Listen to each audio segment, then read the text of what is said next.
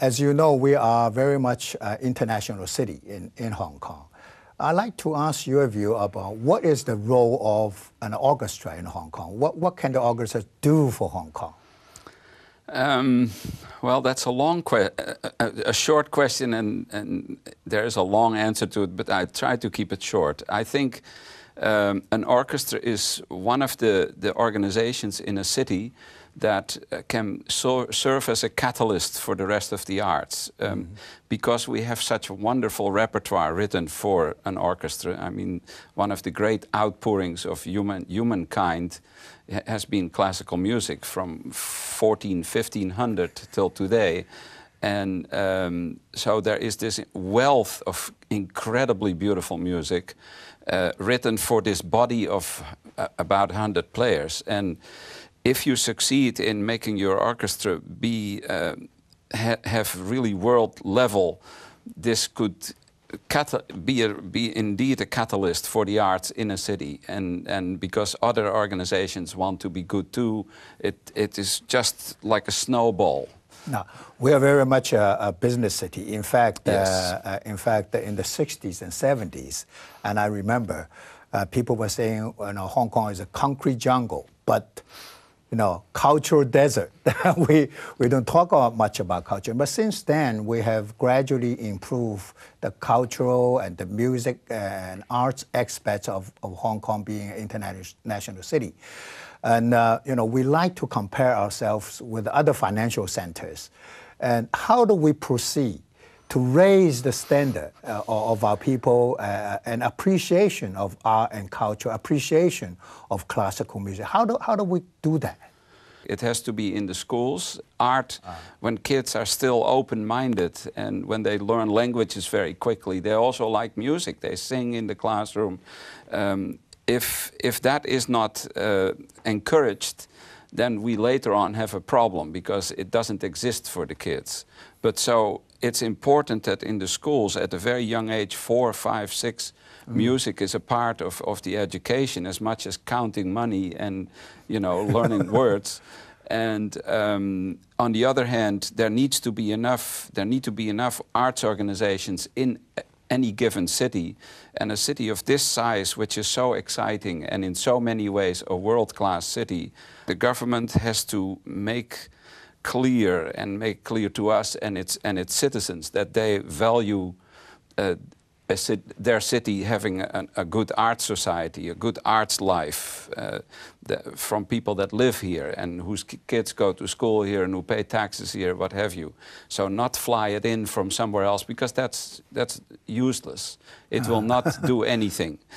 And on the other hand, the community of business and private people who can afford it should also pick up some of the slack there and say, together with government, we want this city to have a soul. To me, a city that does not have a great arts life, that has no soul. And a city without a soul is a concrete jungle. And that is very descriptive. I hope we promote that a lot more. And so, sadly enough, I mean, it's like education. There is no, arts is a non-profit thing. It will never be able to pay for itself, whether it's a chamber orchestra or whether it's a museum or whether it is a symphony orchestra or an opera company. It needs help, like education. There's no money in education too. It costs. But it is part of the quality of life, as I said.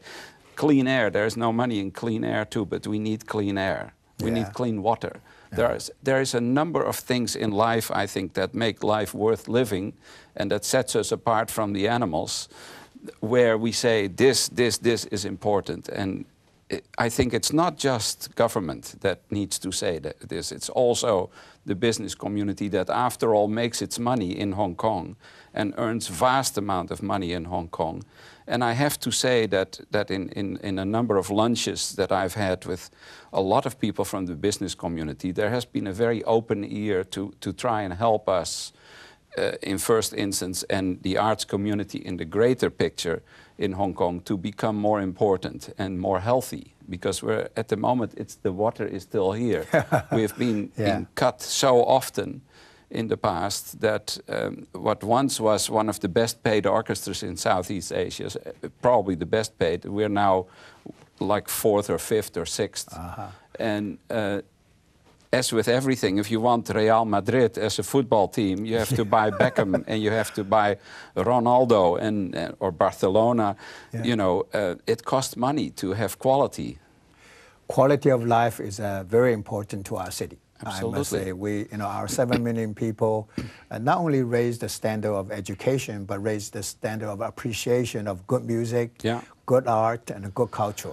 Now, on that aspect, first, I'd like to ask you the question about the role of government. Now, in our government, as you know, the civil servants, some of them appreciate the art and culture and music, but most of them are administrative officers. Yeah. And they look at, of course, the cost aspect, the money, and the return now. Yeah. It seems that investment into art and culture, they don't see the return as much as others. Now, how do we convince them this is important to raise the whole standard of Hong Kong as an international city? Well, by basically what I just said, recognizing that the arts play a pivotal role in the quality of life of a city. And if you look at all the great cities that we want to compare ourselves with, you know, when we say Asia's world city, well, then you say America's world city, Europe's world city. Look at some of the cities there. Look at Boston, New York, London, Paris, Amsterdam, Berlin. And look what they have in form of art. I mean, we have a little ways to go. And I know we came from almost nowhere 30, 40 years ago. And we have done a great job so far, but it's by no means done. It is, when you are an administrator or a politician, unless you think of everything else, education, medical, education for me is the most important thing. Yes. The medical level of your medical facilities in a city are very important, especially in a city that I would not describe as one of the most healthy, you know, with the air pollution as it is. That's an important thing. And then the arts, I think. And if you, as a politician, do not care about those parts, and you're more interested in how many Prada stores and Louis Vuitton stores and whatever we have, if that is more important, or how much the apartments cost and how much we can sell, then you are an accountant and you shouldn't be a legislator. If you're a legislator, you look at other things too. You don't just look at the ledger and say at the end of the day, we made so much money. Certain things make money, certain things do not make money. It will never, arts, when you look at the total arts budget, and I don't know what it is, because the transparency... It's very little. Okay.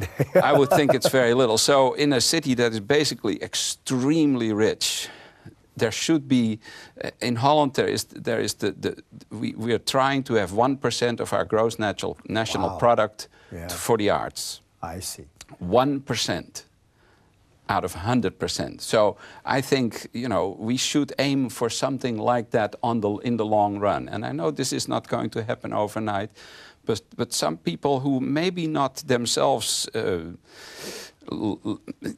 go to concerts and are very happy, they have to realize this is part of life. This we have to have. We have to clean air, music, ballet, theater, good schools. People need to be able to read. And this belongs in life.